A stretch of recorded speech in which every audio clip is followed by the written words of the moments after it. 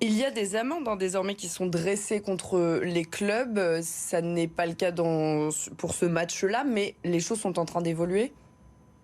En fait, elles évoluent dans un mauvais sens. La situation s'aggrave depuis des mois et depuis des années, parce que les sanctions, en fait, elles ne sont jamais appliquées.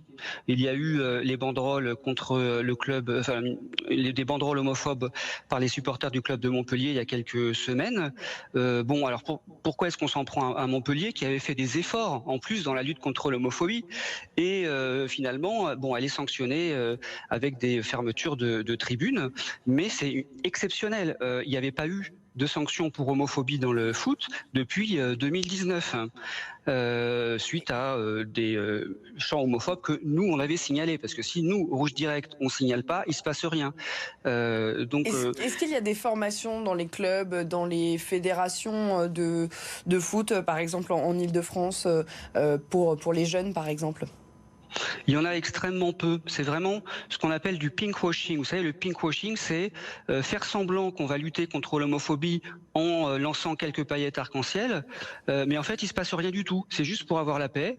Ils ont des alibis comme ça, LGBT, pour dire que si on fait des choses, mais enfin, tout le monde sait que les chants homophobes, nous, en tout cas, on n'a jamais vu autant d'agressivité et de haine anti-LGBT dans les matchs de football. Donc là, il faut vraiment, vraiment que ça cesse, parce que l'homophobie, elle tue. Hein. On se souvient que le petit Lucas s'est suicidé il y a un mois suite à un harcèlement homophobe, et un mois après son suicide, on laisse tout un stade, des milliers de gens hurler « il faut tuer ces PD », mais qu'on nous explique comment est-ce qu'il ne peut pas y avoir de sanction.